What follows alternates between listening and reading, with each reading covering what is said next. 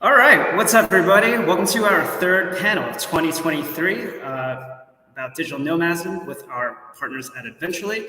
My name is Jalen Vasquez. I am the director of Freelancers Hub. We're a free co-working space located in Industry City in Brooklyn. We're operated by the Freelancers Union and partnered with the Mayor's Office of Media and Entertainment. We also have various programming, both virtual and physical, for freelancers to help develop and boost their skills and their business, take it to a whole another level. Freelancers Union also helps freelancers obtain affordable insurance, whether if it's health, dental, term life, liability, and a couple more, as well as pushing advocacy to help freelance workers protect themselves, things with non-payment, things with abuse, fair wages, anything and everything nationwide. So definitely check us out at freelancersunion.org if you haven't already. And if you're interested in learning about other events here at Freelancers Hub, you can check us out at freelancershub.nyc. So hopefully you were able to tune in to some of our past events for this series that we've been doing with Eventually on digital nomadism. First one we had with Mexico City, then Barbados, and now if you haven't checked any of those, you can do so on our channel. You can hit that live tab and you can see all the past events and all the great speakers that we've had before. Today's event, though, we're going to be going a little bit further away. We're going to be crossing the Atlantic all the way to Dubrovnik, Croatia. So we're going to be talking with a couple different speakers, a freelancer and a local Croatian herself, as well as a representative from Fora. But before we bring our panelists on, I would like to introduce pretty much the brains of this whole panel series, the CEO and founder of Eventually, Ms. Mita Carriman. Thank you, Jalen. It's great to be back. Hi, everyone. My name is Mita Carriman. I'm the CEO and founder of Eventually. Eventually is a travel club for digital nomads and remote workers. And this event that you are watching right now, New York City Nomad Village, is something that Eventually produces. So what exactly is New York City Nomad Village? It is a virtual village and event series supporting responsible approaches to digital nomadism worldwide. One of the reasons why I, as CEO, eventually decided to create this is because I really, truly believe that digital nomadism is only going to grow, and that for this movement to grow, which I would like for it to grow, it needs to be sustainable and it needs to be approached responsibly. And I wanted to have an active role in that and have meaningful discussions with stakeholders about how can we support and promote this idea of responsible nomadism. So this event is brought together by some wonderful people and brands in collaboration with Eventually, primarily with the incredible folks at Freelancers Union and Freelancers Hub. Freelancers Union has over 500,000 freelance members across the United States, and then they have the awesome Freelancers Hub in New York City, their physical space for co-working. So please, if you are a nomadic freelancer or if you're an aspiring freelancer, check them out. Also, the folks at Nomads Giving Back, which is a social enterprise that's committed towards empowering nomads to give back to the communities that serve them. And then the awesome folks also at Fora.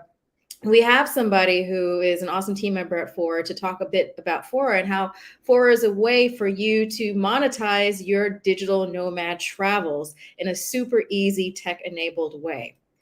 So why, again, are we exploring these conversations around responsible digital nomadism via a New York City nomad village, and why virtually from New York?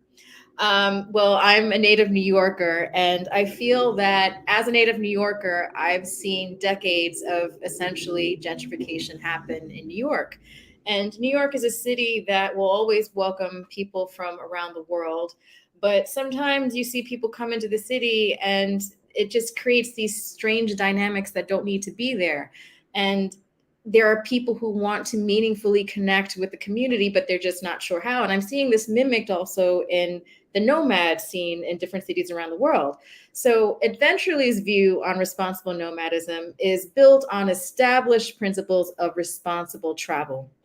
And that's a concept that's been around for years. And there's basically three pillars to responsible travel. The first is being socially, economically, and environmentally aware of when you travel. Second is understanding how your actions can impact a destination. And the last is striving to ensure that the impact that you have as a traveler is a positive one. So if you take that established principle of responsible travel, we had eventually have expanded that into what we consider responsible nomadism.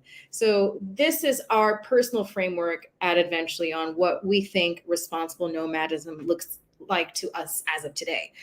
The first is making sure that the local economies that nomads go to is boosted. And that comes down to intentional shopping decisions by nomads for locally owned business, tour providers, restaurant providers in their nomadic destination. The second is preservation and respect for local heritage, language, and environment, and making sure that the local jobs are preserved and grown for the locals, not for the nomads. The third, which I think is a super important one, is making sure as a nomad that the local housing doesn't become scarce or overpriced. And where we tend to see this happen is where a nomad is being a slow mad, and maybe they might have a 6-month or year-long lease and they need to go back home for a while.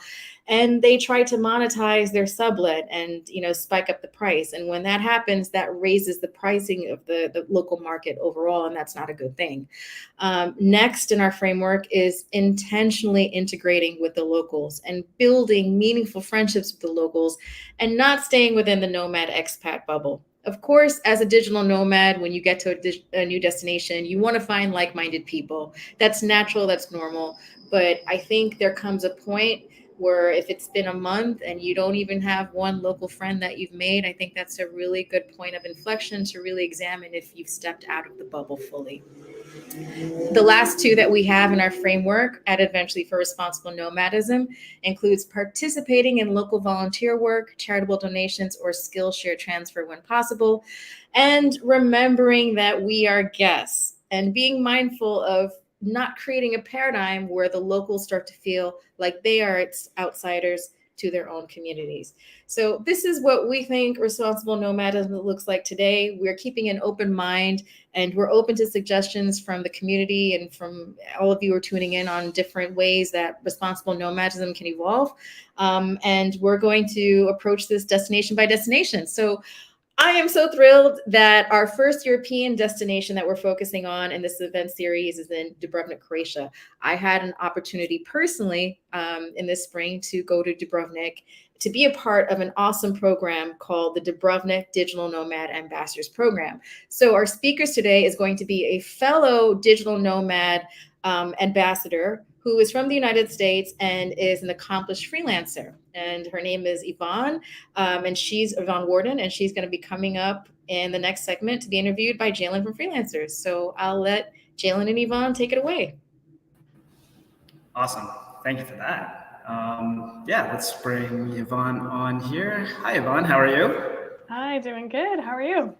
Not too bad. Not too bad. Are you in Dubrovnik right now? That's my first question for you. No, I'm actually not. I am currently in Novi Sad in Serbia. I was also in Dubrovnik in the spring, same as Mita, but I love that place. I keep going back. So really happy to speak on Dubrovnik, even though I'm now in Serbia. Awesome. Well, tell us just a little about yourself. How'd you get into freelancing, and then kind of what drove you to digital nomadism? Because it's a big step for a lot of people to make. We get a lot of questions as well, and especially nowadays, post-COVID, a lot of people work remotely. What kind of triggered you to make that jump? Mm-hmm. Yep. So, it's kind of a long story, but I worked in marketing after graduating from university and nonprofits as well, and was in that realm, in that field for a while. And then one day I decided, you know what, I'm going to teach English in Japan because I really wanted to travel. So I did my stint in Japan. I really enjoyed it. I loved being in a destination long term.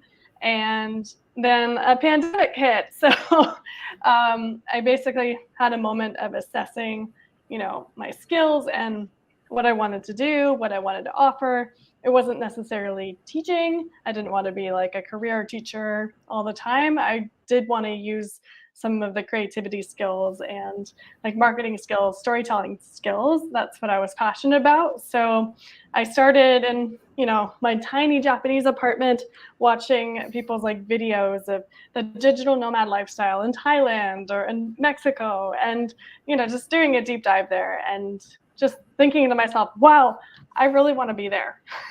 I can see myself in this lifestyle, in this digital world so much more than the conventional like 9 to 5.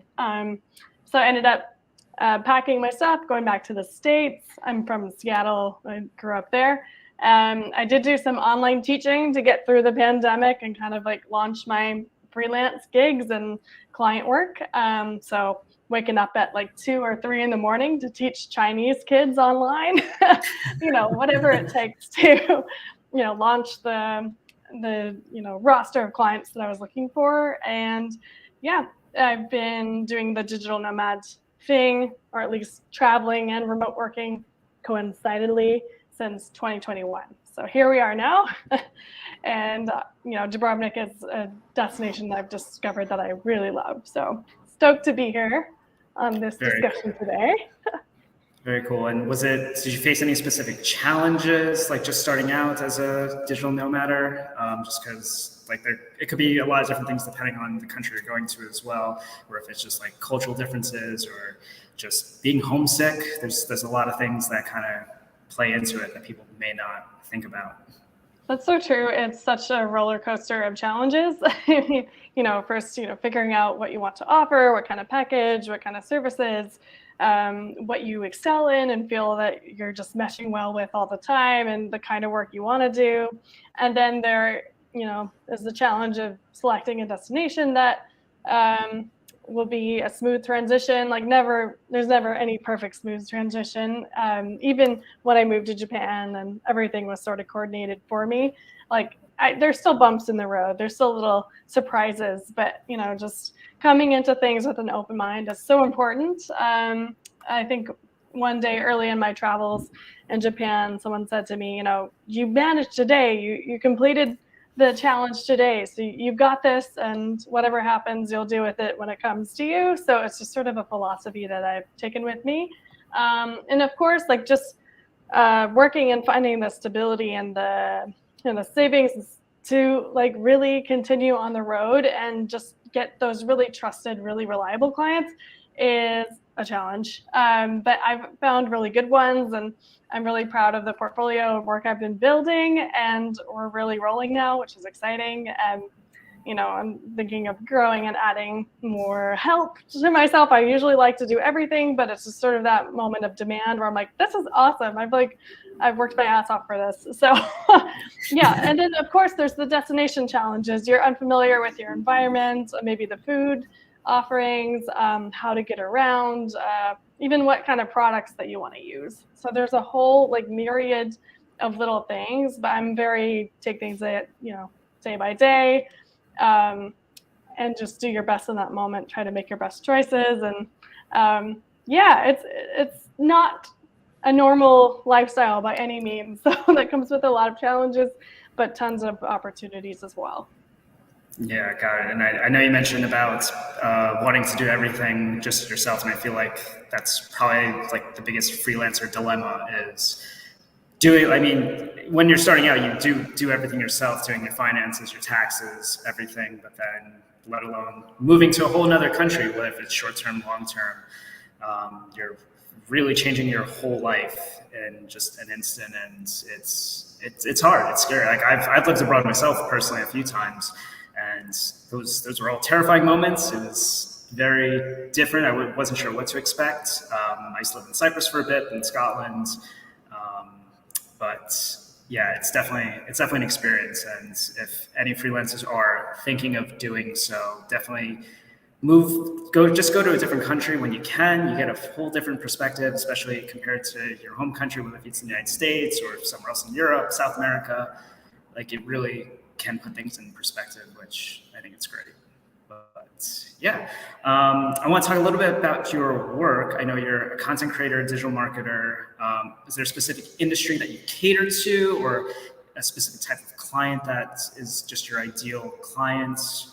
Tell us a little bit about that. So I've largely worked with like small businesses and nonprofits, and I've also worked with like destination marketing organizations and like a PR marketing coordinator kind of capacity. So currently I'm back in the hospitality world with my main client, doing like boutique hotel promotion, stuff like that, promoting different properties and city destinations and stuff like that. The current brand, Stay Pineapple, I'm really psyched to be working with them. And today is World Pineapple Day. So, every day is so different, like what the work of the day is. So we were doing a photo contest today. You can vote on the Stay Pineapple. You can check on the Instagram how to vote for your favorite pineapple pictures. But, I really gravitate towards like visual, like kinds of storytelling. So like video, like reels. So currently, I'm doing a lot of social media management, but I've done, other parts of the marketing world as well. So, yeah, I'm in the marketing social media specialty niche at the moment, building packages and, attracting, a lot of it's word of mouth, which is really cool. So working with, this nonprofit and, that connection coming back later because they're doing some other projects. So it's just kind of flowed in that way where I haven't had to put it out there a whole lot, but just to, put out a few seeds, a few like connections, hey, what's going on? Or I can do this for you. Are you in need of something? So it's just kind of steamrolled from there, which is a beautiful position to be in. But there's times, I don't really know what the next project or client's going to be. And just, revamping the website, revamping the offer at that point to make sure that I'm staying, in touch with my skills and what's needed right now in the industry. So it's pretty exciting. I'm kind of that solopreneur person right now, but I'm looking forward to opportunities to grow that so I can continue on the road as this digital nomad we're speaking of today. So it's an inspiring community. You hear about people in the marketing world, et cetera, IT, whatever their projects are, doing these awesome projects and like initiatives to bring people together. So it's a pretty like inspiring space to be in once you've built your initial project or business, and then you're out as a digital nomad, meeting so many people that are so creative and inspired and want to build connection. Yeah, that's actually a good segue to my next question, is just how important is networking to you? Because I feel like with freelancing, especially for whether it's other members I've spoken to or even new freelancers, I always try to tell them, like, always network whenever you can, like be nice to everybody, say hello, introduce yourself. Even if you're a little bit introverted, it can be a little bit difficult, but you have to put yourself out there. Even if you just introduce yourself to one or two people, it can make a huge difference and build you that confidence and just kind of break that shell, just because you never know what opportunities may come from if you just speak to a random person. Yeah, that's so true. I mean, we spend so much time online and it can get really comfortable and cushy in that space, but the real growth and like symbiosis of things and flow of connections and events and destinations really come together when you are more outgoing or going to particular events. I am one of these introverts that you are speaking about that has, a bit of a challenge with that. But sometimes just like one stray conversation or like one email to the right person at the right time, just to check the temperature on something or just to inquire about a little bit of information can go such a long way in my own life and journey. Like I sent an email to Tanya Polikovic, who's on this panel, and so many events and opportunities came my way through that just by showing interest and showing up and showing you care. It just can make some like life-changing things come your way. So I guess the main thing is have a little bit of courage. You never know what's around the corner and where you can go and grow with that. Cool. And then I guess as an introvert, since you said you do consider yourself as an introvert, when you moved to Dubrovnik for the first time or even anywhere, was it difficult for you to find like a community, just to find other digital nomads, or whether if it's just other locals to connect with and just kind of get recommendations of the country and like what what do you have access to and things like that? Okay, so that is a challenge of arriving in a new destination. When I was first researching Croatia as a country to go to, I was initially researching Split and reached out to Tanya, who's on this session, and she notified me, hey, there's these events going on in Dubrovnik, special digital nomads in town. You're welcome to join. So that was so perfect right away. Like right as I was arriving, there was a group of digital nomads working online and, sightseeing in their free hours, their free time, and, just celebrating together too. There was a big Eurovision party, and these things just, lead to natural, pair ups or small groups of people enjoying things together. Every day at noon in Dubrovnik, the pigeons are fed in one of the main squares. So that becomes like a destination, an event. We all go to see the pigeons get, all through the square. And just as this was like a European dream being painted, people are wary and scared of pigeons, but the randomest stuff comes up, and it just flows so naturally if you can make one or two connections and put yourself out there. And I think maybe it could be more challenging to make Croatian local friends, but if you are polite and you're saying dobar dan, not just talking at them in English and expect something immediately in return, but if you actually show that you care, that you're interested, they'll open the door for you as well. So, and it just happens if you're a digital nomad, a lot of people like to revisit the same places they've been before. So, I've been able to meet people the first time I was in Dubrovnik and they come back around, which is incredible. Or I also met a lot of expats who have chosen Dubrovnik as their base. So that's been great to see too. It's a very tight-knit community, both of, digital nomads, expats, and sort of the passers through, but the boomerang, as I call them, people who came once and then come back and then come back again. And maybe I've become a bit of a Dubrovnik boomerang. I anticipate continuing to do this.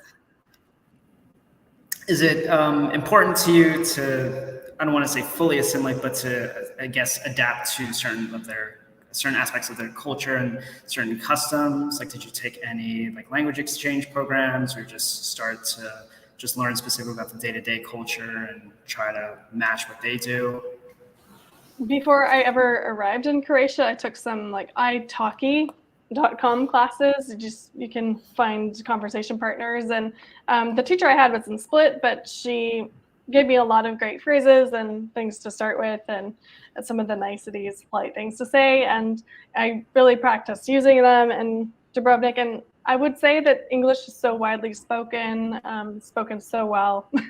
The people are extremely articulate and knowledgeable and strong in English in Croatia, so you won't really have a problem. But a little comment here or there might make them chuckle, or just make them nod in appreciation, which that was so gratifying for me. So it's definitely helpful to learn the language when you can, and integrate where you can.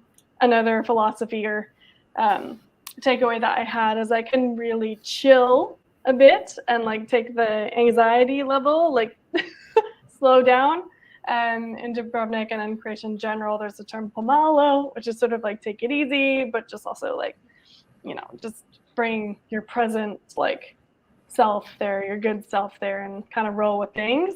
Because again, in the States, it's quite high pace, and in Japan, people are very attentive and very nervous about making a comment that's wrong or a behavior that's wrong. So when I left Japan, I kept apologizing for everything I was doing and really stressed and nervous, but I was just a bit of a whiplash in cultures. But in Croatia, they just really had that kind of, hey, chill, it's all good, we're here to help, but it's not in your face either. So that's been great, I think, for my mental health in Croatia and Dubrovnik. Even in the craziest, most busy tourist destination, there's still that level of chill and take it easy and we're here to help kind of attitude, which is great. Awesome.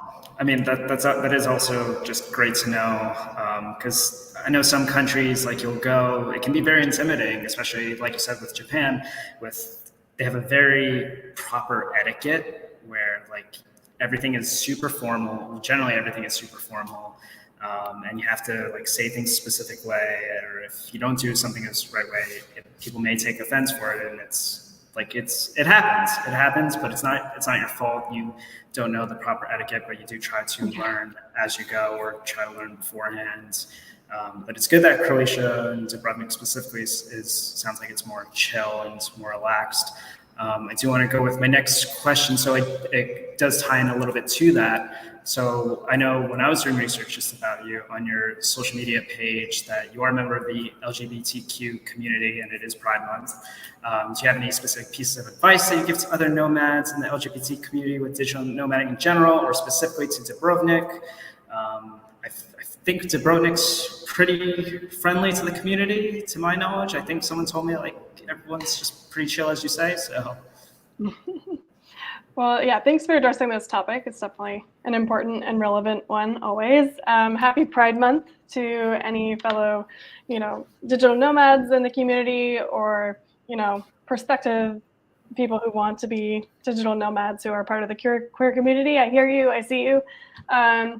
And traveling is maybe a strange time to come out if you're on that journey. I will say Croatia is, beloved by travelers of all backgrounds and all identities, all like expressions of this. And Croatians are very knowledgeable. They're very aware that queer travelers are coming to town, and treat them with respect and kindly. And you can, I'm sure, take your partner to Dubrovnik and not have a problem. People are very much, I'll stay out of your business. Maybe it's more challenging, perhaps, if you are in Croatia longer term. It is more traditional in Croatia, a bit more conservative, a huge population of, people are going to church and Catholics. There's a lot of Catholics in Croatia. So, just being mindful of how it is for locals is important. Like, when I am in Croatia, I know it's not really me, who can make those big changes for how LGBT is seen in Croatia. But what I can do is shower, the LGBT community with love and support wherever I can. So Dubrovnik specifically had one of the first gay bars in the country. It's called Milk. They opened in 2022. I think Zagreb's had a scene for a while, the capital. But, they just opened for the season early April when I was there. So I connected with their manager, Rhea, and we had like a great time meeting up together at Milk. And she was, hosting just this beautiful space, and people were so happy to be there, locals and visitors alike. So, just pouring our love and support, whether you're part of the community or an ally, into places where it's kind of emerging for people to be out and about is the best I can recommend you to do. I'm still finding my way in this in Croatia, but I've been met with a lot of support and care, acceptance. But it's just being mindful of everything. Always treat things with respect, the people with respect, culture with respect. Obviously, there's nothing I can copy paste from life where I'm from in Seattle to Croatia. So it's exciting things are happening. I was just also at Split Pride, and it was a beautiful celebration, and they've opened X Club in Split. I was there on my last night in Split for a while, so that was lovely. That was wonderful. So I will be here to support LGBT in Croatia, whether I'm in the country or afar, however I can. Awesome, as I think everyone should be, but that's great. So I have a few more questions before we do end, because I do want to give our other speakers time as well. So can you just talk about like how you give back to pretty much the community, back to the folks in Dubrovnik, how to be a good nomad in Dubrovnik, because pretty much that is the whole point of this series, to how to be a good digital nomad. So. Mm-hmm. Yeah, just I think just taking mindfulness into everything you do.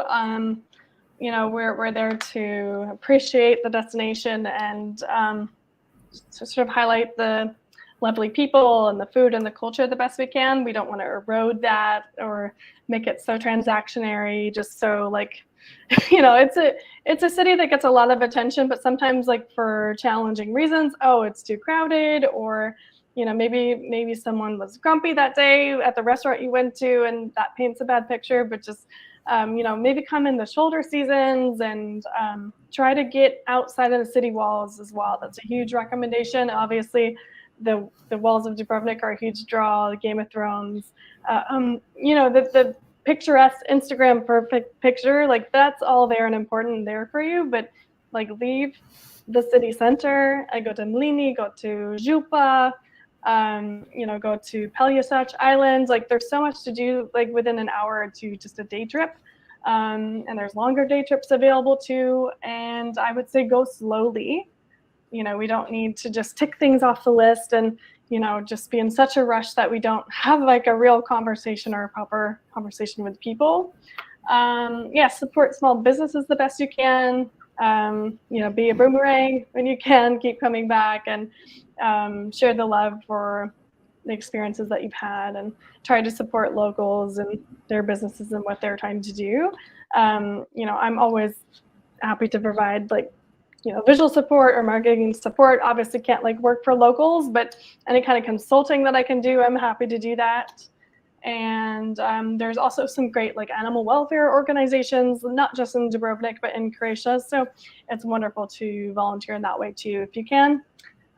There's lots of opportunities to be respectful, go in there and do good, and you're wanted. If you can stay longer term, it's a really lovely thing to watch your relationships with locals grow and see how you can support them.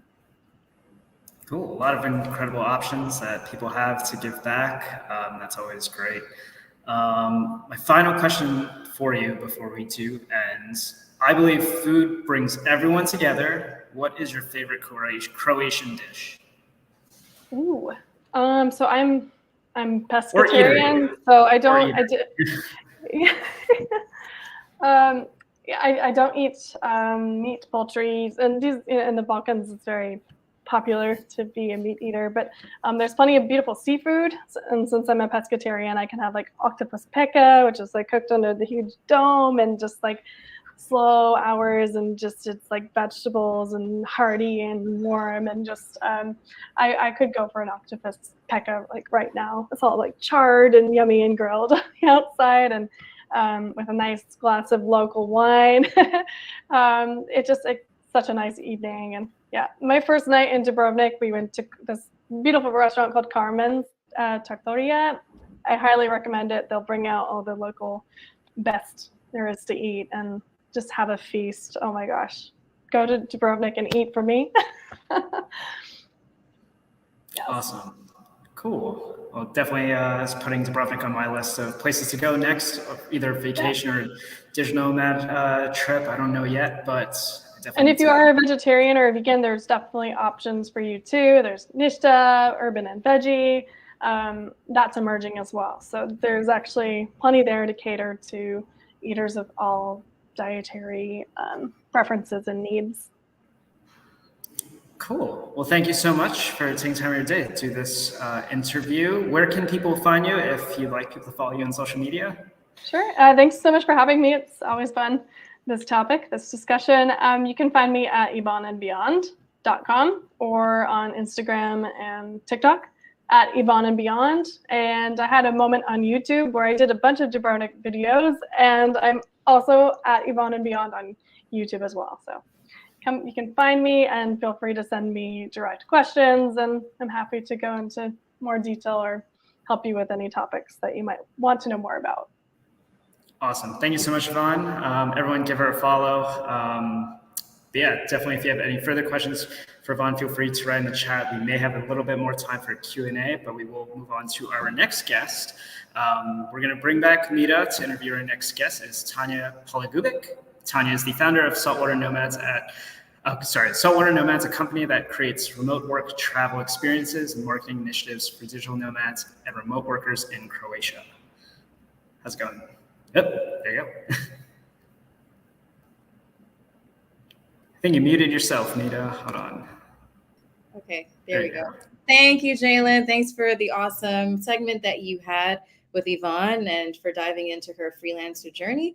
So yeah, let's bring up Tanya from Saltwater Nomads.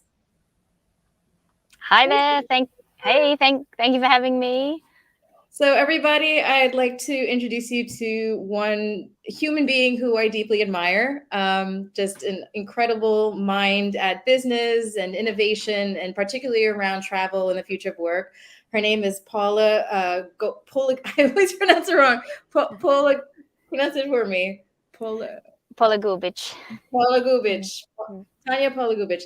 She is the founder of Saltwater Nomads, and she is of Croatian descent, and she's a Croatian citizen. And why don't you describe Saltwater Nomads and the project that you guys have been building and expanding on in the past years? Sure. In Dubrovnik specifically? Well, let's just talk with Saltwater Nomads as a whole. Okay, sure. Yeah. So as my accent betrays me, I am an Australian born and raised with Croatian heritage. My mum was pregnant when she was here.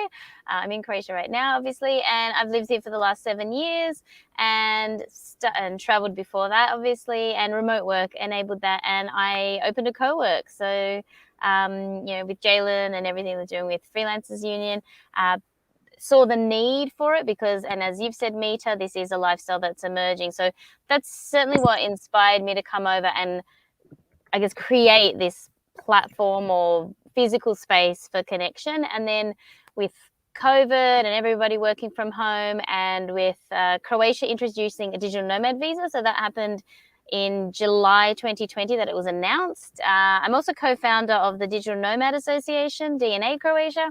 And the visa came into place on the 1st of January. So for a very small country like Croatia, which is certainly not as well known as Spain and Portugal in this part of Europe for digital nomads, that certainly elevated and raised a lot of awareness. We're also a country that had its borders open during COVID. So a lot of Americans who had never heard of Croatia were coming to Croatia as a result of the only place that would let them in.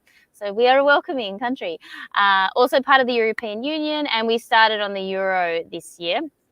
And so the journey has, I will say, I have to shout out to Dubrovnik and the partners that were involved in that, because they were really the city that saw that the world was looking at us and coming to Croatia. And they tend to be the trendsetter in Croatia. Like if Dubrovnik does something, as other guests have mentioned here, it really stands out. It's such an attraction. People haven't even heard of some other cities. They only know of Dubrovnik. And so from the city's perspective, the mayor's office, the tourist board, they've gotten behind this. So Saltwater, having, seen the last, several years of the remote work audience coming to Croatia, along with a partner, Total Croatian News, who's an English language news portal, we all got together and started a thing which is, I would say, almost an equivalent to Freelancers Union, European Freelancers Week. So myself and some other of my peers in the co-working scene would always host events in October because we know the importance of these gatherings. And so we decided to hold one in Dubrovnik, and that was the first Digital Nomad conference for Croatia. So we had a hybrid event with Travel Off Path, who, a lot of people were finding out about us through these travel news sites, as well as other digital nomads who had been to Croatia, either at my co-working space or travelers I know that had been to Dubrovnik. And so we then have held a design thinking program in 2021, Digital Nomads in Residence, because prior to that, the walls, as Yvonne mentioned, over 1 million people walk those walls every year. And it's kind of that day trip or 1 to 3 day stay. And prior to the pandemic, a lot of those people would never have considered, hey, I can stay here for 30 days, not for just 1 to 3. And so that's the thing, in a really collaborative, partnership-minded co-creation model. That's the message that we're, been trying to get at, because it is a real mindset shift for people who are just used to, hey, tourists coming in this window of, let's say, April through to October, whereas, a nomad might want to come October to April. It's cheaper. You've got the city to yourself. It's a lovely Mediterranean climate. And so that's how things have evolved with what we've been doing. And I mean, now, there's other parts of Croatia a lot less known with traditional activities in the off season that I'm really happy to have been a part of. And I really don't think that would have been possible if we hadn't done higher end events. The first conference in Dubrovnik was mentioned in the Washington Post, which, again, for a small country and the theme of digital nomads in December 2020, it was getting that media attention. So things have been built on, and the ambassador program that you, Mita, were a part of earlier this year. Well, you're an ambassador all year, as is Yvonne. Getting people out there who are, doing amazing things such as you are, and, the content creators like Yvonne. It's really important to continue that momentum and to help people connect. Hopefully that's answered the question on saltwater and the scene. Yeah. So many dynamics to the saltwater and the different programs that you guys have organized. And you brought up a really good point. For a long time, and for a lot of people still, Dubrovnik is thought of, okay, I go there for leisure travel to see the Dubrovnik walls and hang out in the old town. And now the city is really supporting you and supporting this movement of nomads. I first personally came to Croatia in 2017 and I went to Split. So there's a large nomad population in Split. So in your own words as a Croatian national, what do you think Dubrovnik offers that's different than Split, which has already attracted a very large nomadic base? I mean, every destination offers something different. So, a rural area is great for people who want that quiet, that period of focus, less distraction. And I think Yvonne raised a great point, the Milk, the bar that's just opened, there's a lot more progressive and innovative things there.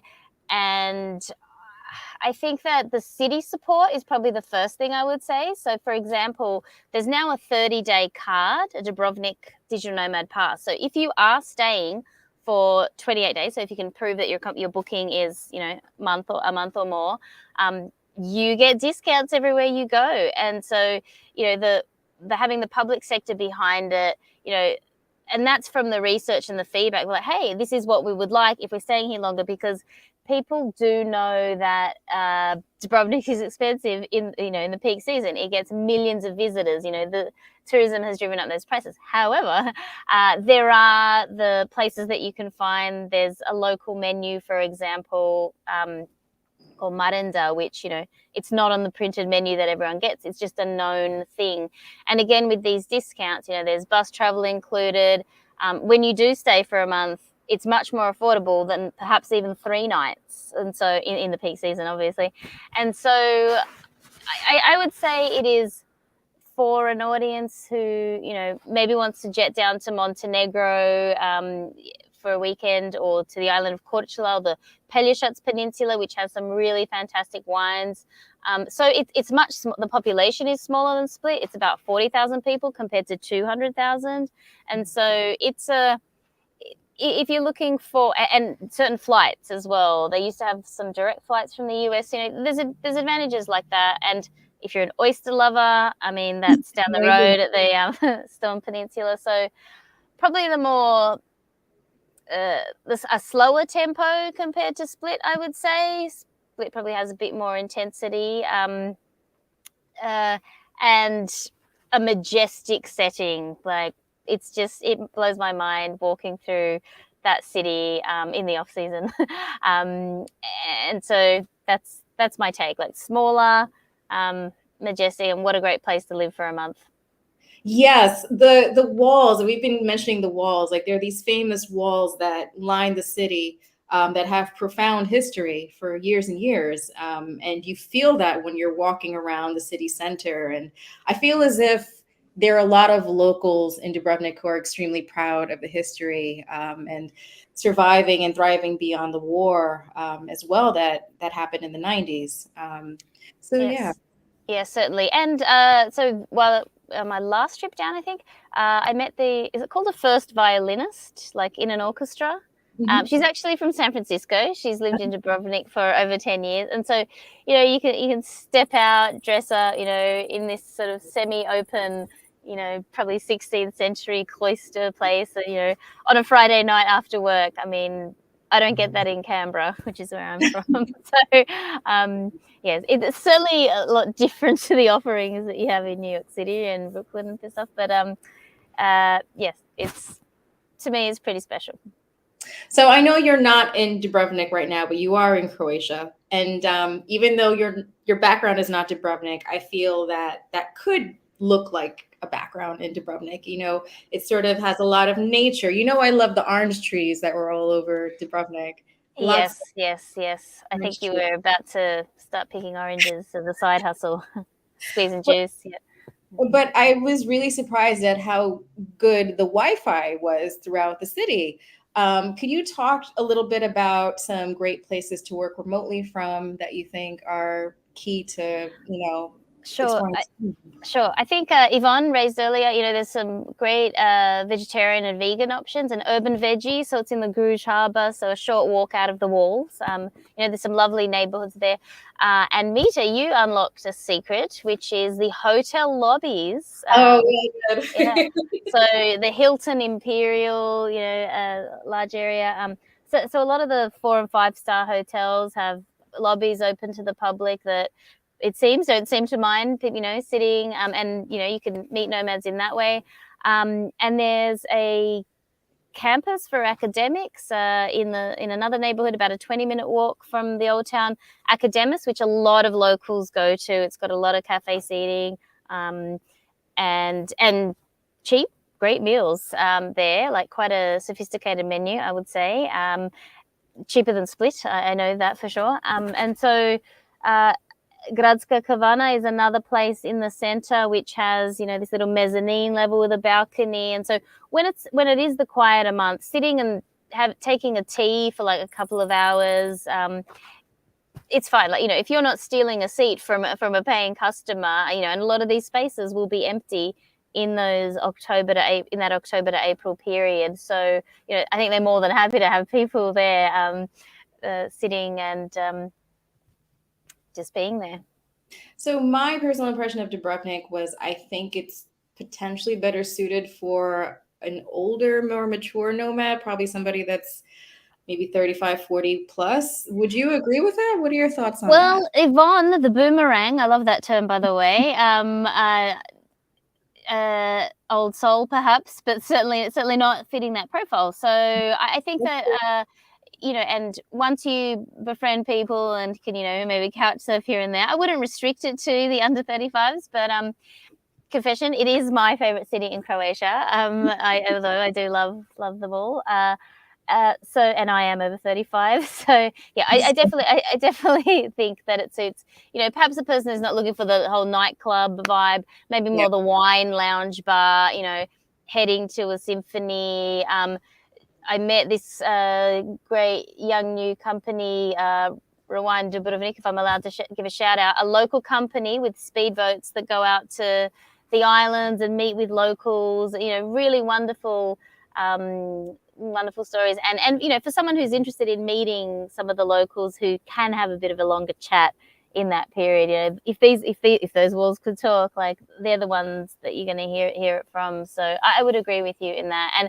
And let's face it, probably higher earners, like probably not a shoestring budget place, for a few days maybe on the way to or from Montenegro or Albania. Yeah. And can you talk a little bit about some projects that are sort of adjacent to Saltwater? The first being Dubrovnik Long Stay. And then also, can you touch a little bit on the Croatian digital nomad visa? If you have any info on that, you're able to touch on. Sure. So Long Stay arose from the Digital Nomad in Residence program. It was a 4-week design thinking program with 10 plus partners, about 17 digital nomads plus 19 locals, so city representatives, etc. And we workshopped a range of things for like how to attract, accommodate, amaze, and then amplify in that loop for the digital nomad journey.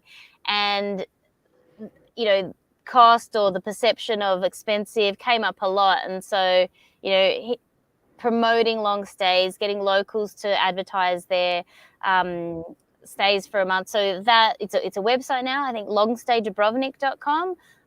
There's more content and news coming up. So it's a work in progress, like it's being added to.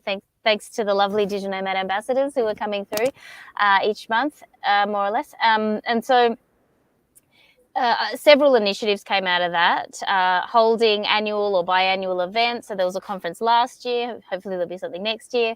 But we have this program this year. And so long stay, I think, is great. I think it's the only type of program in Croatia. Again, the city that's leading the way. So, it'd be great to, learn from that, perhaps implement it not only in other cities of Croatia, but in other parts of the world.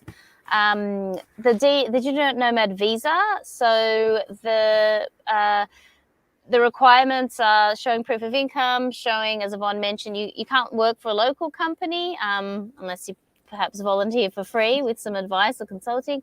You just have to demonstrate that you earn enough to maintain your lifestyle there, have health insurance, and that your job is from outside, or that your company or your clients are from outside of Croatia. Paperwork, everyone's favorite thing. You just have to get the right things in order in enough time. There is quite a backlog, but I am hearing that everywhere from Portugal to Croatia. So being patient and perhaps a bit flexible. And our Digital Nomad Association Croatia, you can reach out to us if you have questions about the Digital Nomad visa. Any more you need on that one? How long does the visa last for? Is it up to a year? It is a 12-month period. You can milk 15 months from that, because you could come as a tourist the 90 days. Was it 90? 90 days, and then you could apply on the last day, because while it's being processed, you're still able to stay in the country. You are then meant to leave for 6 months. So you cannot apply for another 6 months. So you'd have to leave for 3 months before coming back again as a tourist. But I'm hearing more and more innovative and creative ways for people finding ways to stay after the digital nomad visa. So where there's a will, there's a way, is what I will say. So just for the folks listening, so some of the websites that Tanya has been talking about, DNA Croatia will have more information on the digital nomad visa. That's dnacroatia.com. And then the Dubrovnik long stay website that has more information on how the city is cultivating more nomadic community. And there's also leads for housing. There was a comment on where to find housing, and that's dubrovniklongstay.com. I have 3 more questions, if that's okay with you. Sure. So how would you and this is more of just like an umbrella question, like how would you describe Croatian culture, like how as a whole? I know that's a super large umbrella question, but for somebody who might be used to traveling in Western Europe, maybe they've done Spain and France, and then they're coming to Croatia, and then coming to Dubrovnik, like what do you think the culture experience is for someone new? I would say warm. Yeah. You hear about the northern countries not being as friendly, or welcome you in with with friendships. So certainly warm, community oriented. So community meals, feast days, or traditional events like the olive and harvest picking. So there's certainly still that element. Like I know people who still go home for lunch at lunchtime to have lunch with, maybe an elderly parent. I mean, that's normal now for digital nomads, isn't it? But, like that's that really family centric focus. And that's culture is a tough one to define, isn't it? I mean, most of the Balkans, I would say, super warm, ready for a good time. I thought everybody was extremely friendly, and I found it very easy to make friends. It was just the language that I had to really start, practicing, and I wasn't able to learn Croatian, but there were some greetings that I was able to learn and practice with you guys, so that definitely helped. The second question that I have is sort of a 2-part question. So what are 3 must-do experiences in or around Dubrovnik, and 3 must-have eats? I will say before you answer that to anybody who's going to Croatia, you must try the local olive oil. I think that Croatia in general has the best olive oil in all of Europe. And Dubrovnik has access to some of the islands where you can make it. So yes, 3 must-do experiences and 3 must-eat things in Dubrovnik. Okay. Well, you are right about the olive oil because, you're the city, New York, there's olive oil judging in New York City, and Croatia's scooping up a lot of awards. And yes, there's a rivalry now between other Mediterranean countries. All right, bring it on. So 3 must-dos. I mean, the walls, I really think you have to. Whether you want to do that from above or from a sea kayak, that's up to you. I would say a visit to Lockram Island. I find that a really magical place. So you just get on a boat and head out. And the third one, just anywhere beyond the walls, whether that's, a neighboring village up on the mountain or a, little area. It'll just give you a sense of the place. I mean, the reason Dubrovnik is so rich is because of the salt pans. Like, salt was so valuable. At one time, Dubrovnik was mightier than the Venetian Republic. So you can really see those traces of immense wealth. So that's the 3. And then is it must-eats? Or 3 must-eats. And by the way, for the folks who are listening, Croatia has over 1,000 islands or something like that? Yes. Yeah. Has over, of course, not all of them are inhabited, but there's several that you can get to very easily from Dubrovnik. And one of them is Lokrem Island, which is only about a half hour away. So yes, 3 must-do eats in Dubrovnik. Must-eats. You mean restaurants or food or anything? You can interpret any way you want. Okay. I would say Carmen's. I know it's been mentioned earlier because I love that lady. Yvonne, locally run, right in the walls. And you often think some of those places are tourist traps. This one certainly is not. Seafood, I guess you just have to ask around and find where you could go for grill or something. And then, we're talking about that sort of, you reward yourself like 360. I think it's a Michelin starred restaurant. It's right on the wall. Like, that's a pretty amazing experience and view. Yes. And I have to say that one of the best meals I've ever had in Europe was at Carmen's, Trattoria Carmen's in Dubrovnik. And I went for the truffled pasta, and it was just amazing.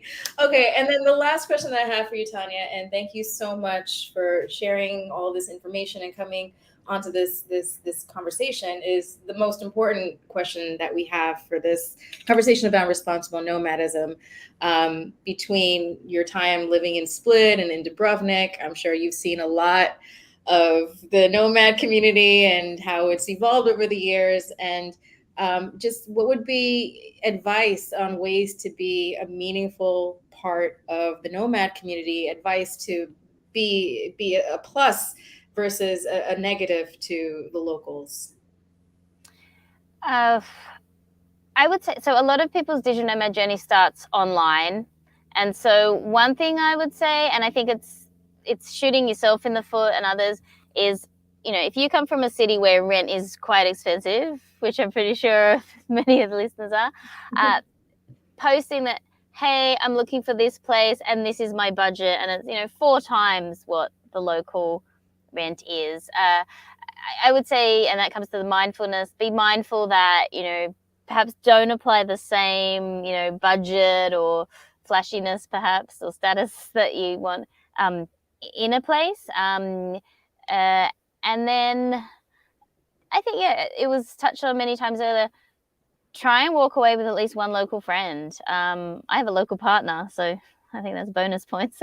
And so finding, trying to find ways, whether that's, going a bit out of the main center to a bakery or a news agent or something, or a cafe where there's locals. Like, these people take 4-hour coffees. They have much more. They have a lot of time on their hands. They'd be happy to have a chat, and many of them lived abroad or have family abroad, and so I think that's a nice way to connect and just perhaps even just hear a story from the past or their childhood or experiences in that way. And shout out for our association.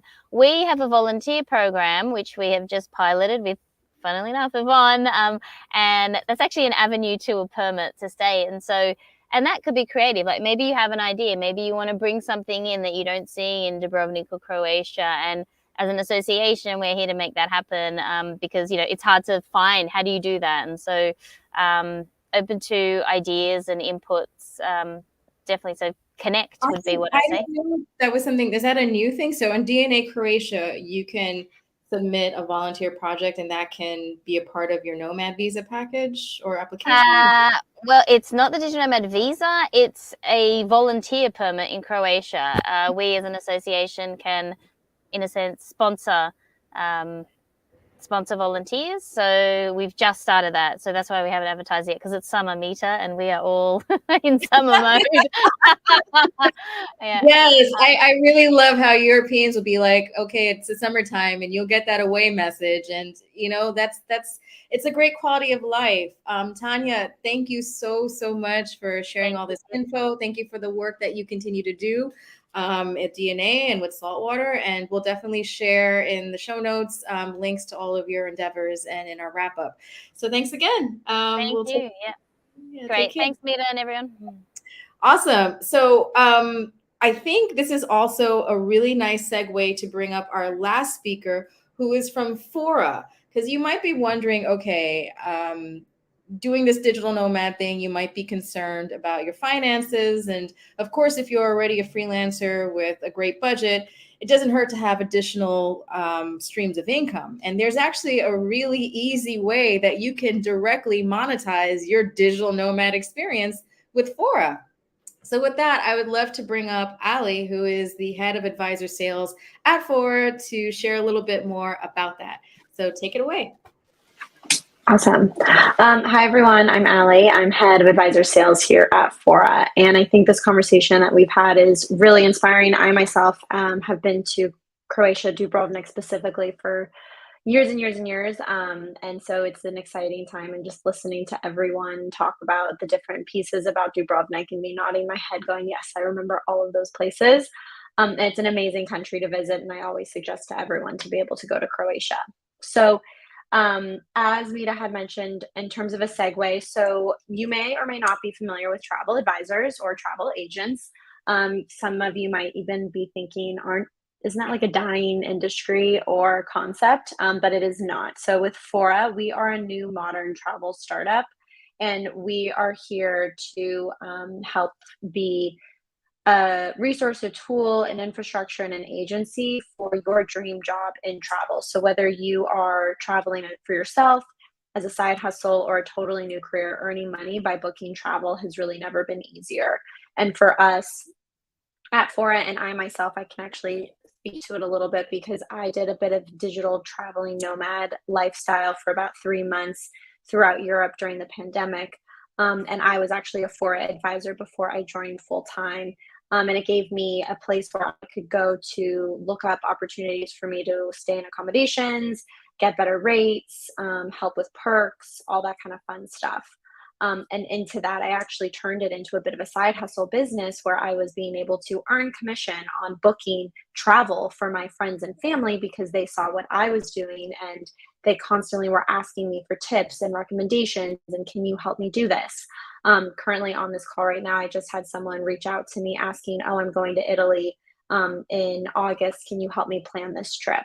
So for you all, when you think about, it can be for yourself, but I'm sure, and I can guarantee that you constantly get asked because they want to live the lifestyle that you do.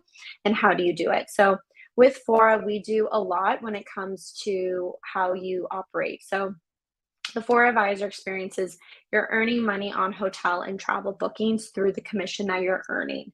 The commission is always baked into the price of the accommodation. And what you're able to do by being part of a host agency like Fora is you're able to hook up your clients with hotel perks. So hotel perks can consist of room upgrades, spa credits, hotel credits, free breakfast for the entire stay, early check-in, late check-out, sometimes even like round trip transfers to and from like the airport. So it's a really great way to be able to have like a bit of a carrot to say, book with me. And with those hotel perks, it comes at no additional cost to you or to your client. This price that they see online is the same price that you're going to be offering them anyways. Additionally to that, though, there's a variety of other things outside of accommodations that are baked into commissions and that you can be earning commission on. So I like to call it a bit of an umbrella. So along with hotels, it is cruises, it's destination management companies, it's tour operators, activities. I know we were talking about in Croatia, there is the ability to have oyster tasting on the water. I'm actually booking some friends to go to Croatia, to Dubrovnik, and that exact experience I booked for them, and I actually earned commission by booking that. So that's another way that you can be earning money. This gives you the ability to work as much as you want from wherever you want. So when you join Fora, there are no quotas or minimums to be met.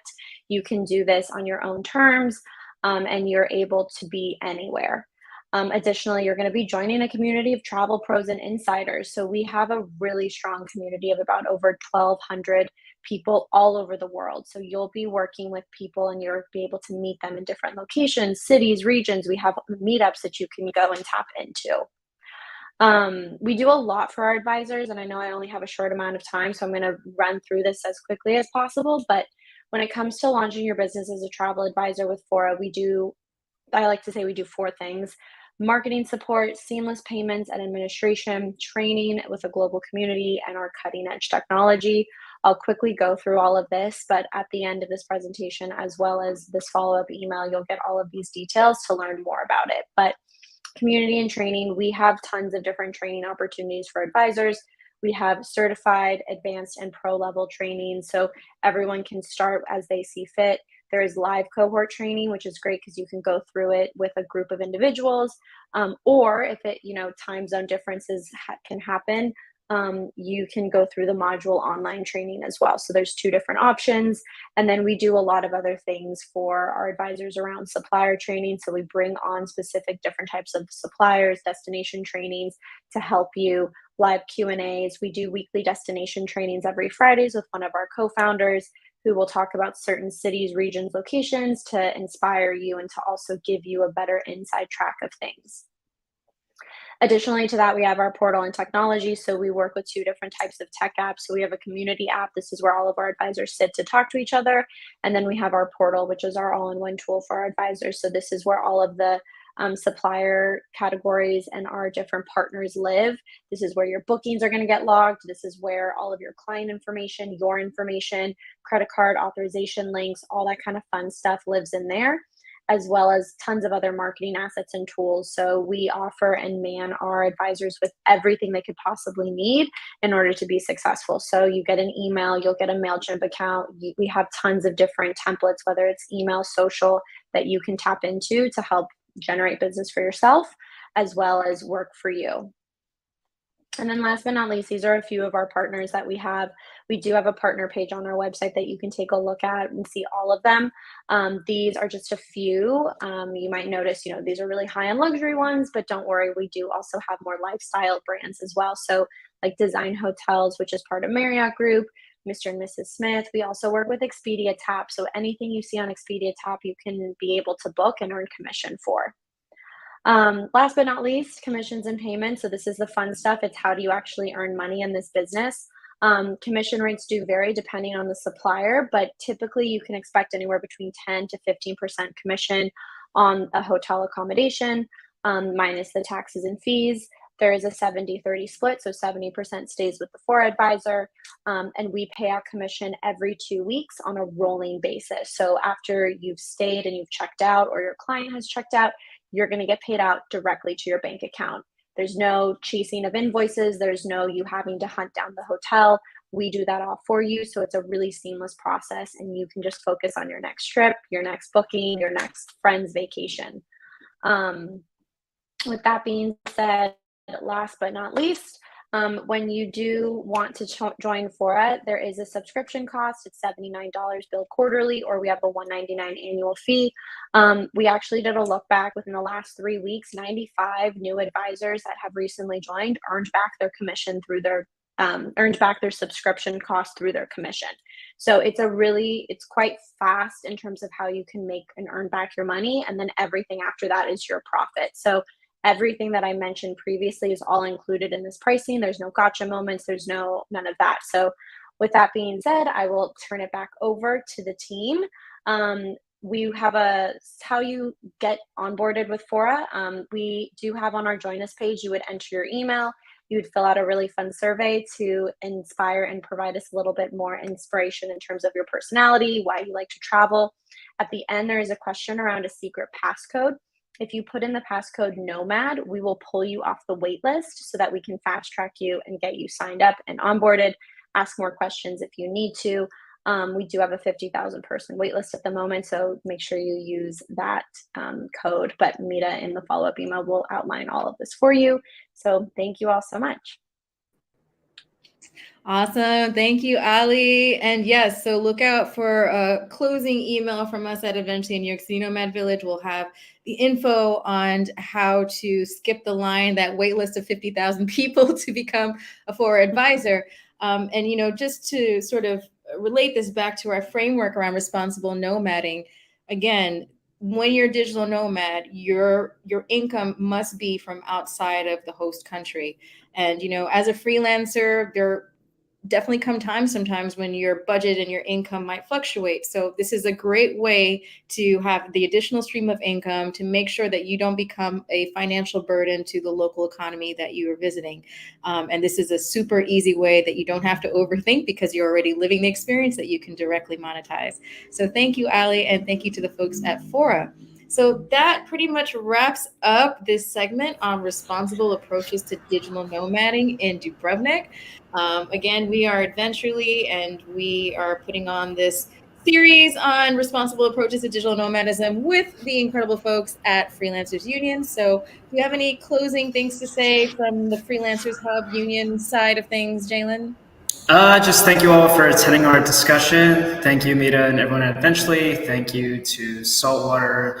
Thank you to Nomads coming back, and thank you to Fora, and thank you to Yvonne for taking time of your day to make this event happen. Hopefully this has either inspired you to be more of a responsible digital nomad. You don't have to be a tourist, but you can also be part of the community when you travel anywhere, so do keep that in mind. Be sure to follow us on all of our channels, follow Eventually, and follow all of our wonderful speakers today. Their links are down below in the description. And then you can join us for the next session, which will be in Medellin, Colombia. Is that correct? Yes, it is. We are going to South America, to Nomad hotspot Medellin. And yeah, we're going to be excited to explore a conversation on that in the next upcoming 2 months. So stay tuned for more info on that. And then I think also it would be good if anyone would like to comment down below what other countries you would like to see a discussion based around. I think that will give us a good insight to see where we could find some speakers from as well. So yeah, comment down below and we can figure out pretty much where else we can go for this series. But thank you everyone again for taking time of your day. It was a great discussion, and we hope to see you all in the next 2 months or so. Okay, peace out. Bye. Take care, everyone.